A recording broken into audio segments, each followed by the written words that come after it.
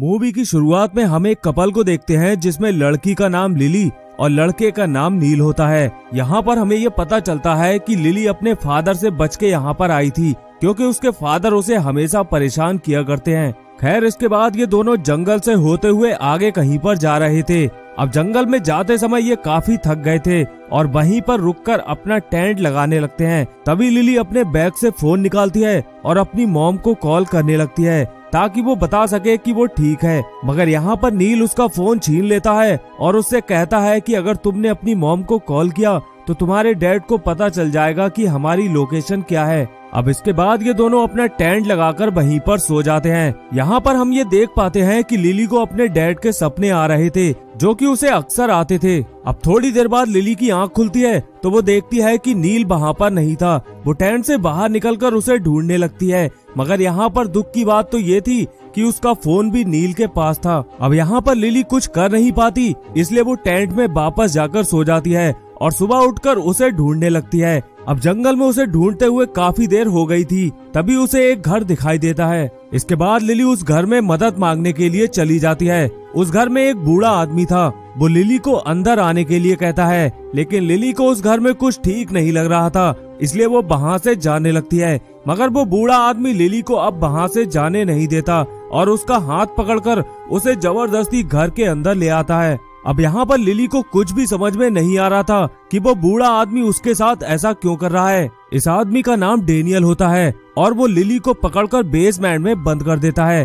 Basement में lily को बहुत सी अजीब चीजें दिखाई देती हैं, जहाँ पर दीवारों पर बहुत सी कटिंग लगी हुई थी और उन्हीं कटिंग में एक मिसिंग लड़की की पोस्टर भी लगी हुई थी। यहाँ पर लिली कुछ भी समझ में नहीं आ रहा था। अब थोड़ी देर बाद डेनियल लिली के लिए खाना लेकर आता है। यहाँ पर लिली उससे कहती है कि मुझे अपने बॉयफ्रेंड के पास जाना है। ये बात सुनकर डेनियल काफी गुस्सा हो जाता है और लिली से कहता है कि मैं तुम्हें यहाँ से जाने नहीं दे सकता। अब लिली को उसकी बात सुनकर कुछ भी समझ में नहीं आ रहा था। अब यहाँ पर हमें ये पता चलता है कि डेनियल की एक बेटी थी जिसका नाम कैथरीन था और वो उसे स्पोर्ट्स में काफी आगे ले जाना चाहता था। मगर एक दिन कैथरीन की मॉम की कार एक्सीडेंट में डेथ हो जाती है, जिसकी वजह से वो अपने घर को छोड़कर भाग जाती है और इसी वजह से डेनियल काफी अपसेट रहने लगा था।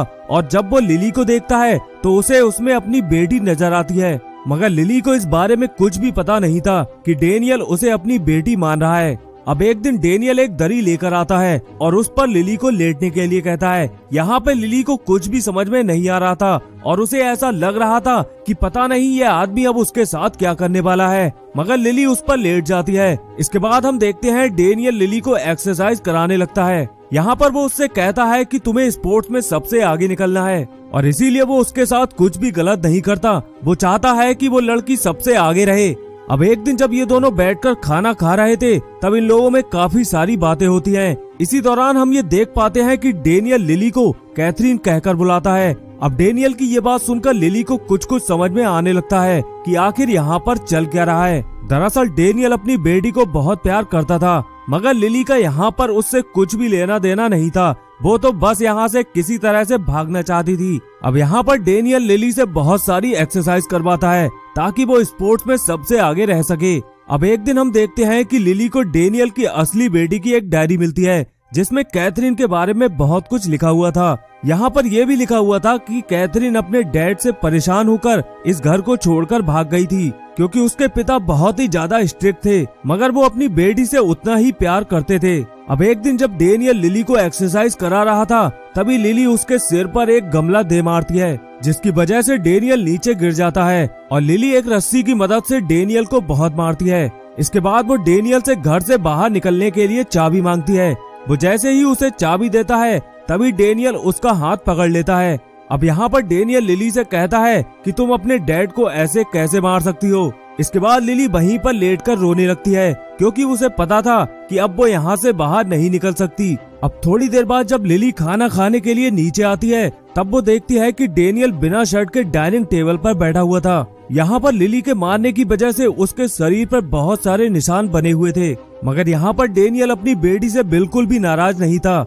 अब इस तरीके का बर्ताव देखकर लिली उससे सॉरी बोलती है। अगले दिन डेनियल जब लिली को रनिंग के लिए लेकर गया था तब लिली रनिंग के दौरान वहाँ से भागने का ट्राई करती है, और गेट पर जाकर ताले को तोड़ने की कोशिश करती है, मगर इसी दौरान डेनियल वहाँ पर आ जाता है और फिर से लिली को पकड़ लेता है। अब यहाँ पर डेनियल लिली को इतनी जोर से पकड़ता है जिसकी वजह से उसका एक घुटना फ्रैक्चर हो जाता है। यहाँ पर डेनियल लिली की बहुत केयर करता है और कुछ टाइम के बाद वो लिली के पैर को ठीक कर देता है। अब यहाँ पर एक दिन लिली सोचती है कि आखिर मैं यहाँ से बचकर भाग क्यों रही हूँ। मैं अपने उस डैड को छोड़कर आई हूँ जो मुझे बहुत टॉर्चर किया करता था, और मेरे नए फादर मुझे कितना केयर करते हैं, तो आखिर मैं यहाँ से क्यों भाग रही हूँ। इसके बाद हम देखते हैं कि लिली अपने फादर की हर बात मानती है और जो भी वो करने के लिए कहते हैं वो करती है, क्योंकि वो उनके साथ काफी खुश रहने लगी थी।